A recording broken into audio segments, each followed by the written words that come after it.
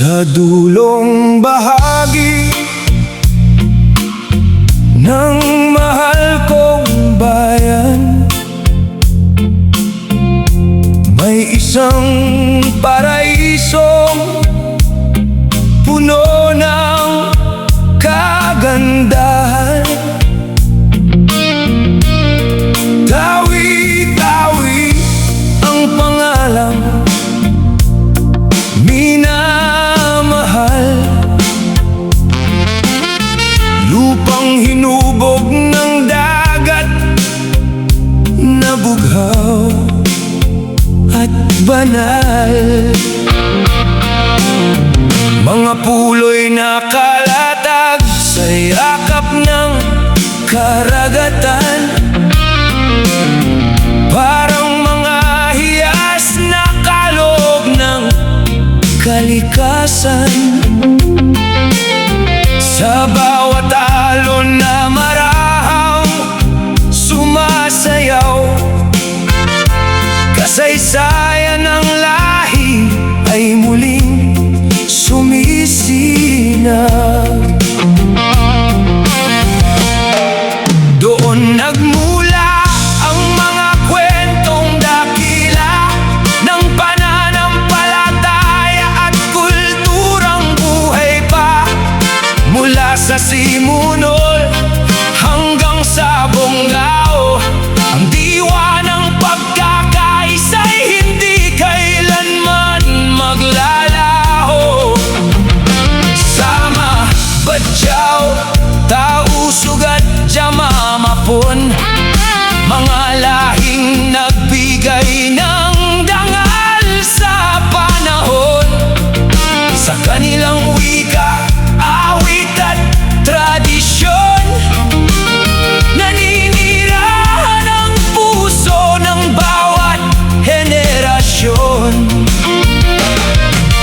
Oh, tawi-tawi, perlas ng timog, kay gandang pagmasdan, kay hirap malimot, sa iyong mga pulo at dagat na bughaw. Kapayapaan at pag-asa ang aking natatanaw. Oh, tawi-tawi, tahanan ng pangarap, sa bawat tumakay biyayang sumisiklab.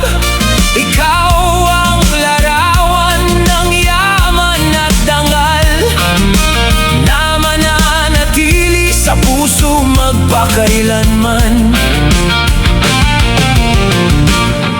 Sa dagat namumuhay ang mga mangingisda, habang ang mga bangkay sumasalubong sa umaga.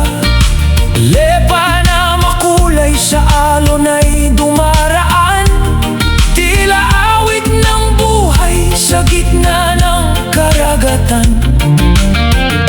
Mga bundok at baybayin ay hitik sa ganda, mga ibong lumilipad sa malayang himpapawid pa. At sa bawat paglubog ng araw sa kanluran, langit ay nagiging ginto, larawan. Kung may isang lugar na puno ng pag-asa, ng kultura at kasaysayan ay buhay na buhay pa. Tawi-tawi ang sagot ng puso't isipan, lupang minamahal ng sambayanan. Oh, tawi-tawi, ilaw ng Mindanao, sa iyong kagandahan ay napapahanga ako.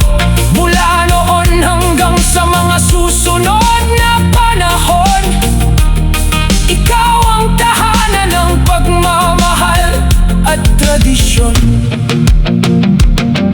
Sa himig ng hangin at awit ng karagatan, nananatiling buhay ang iyong kagandahan.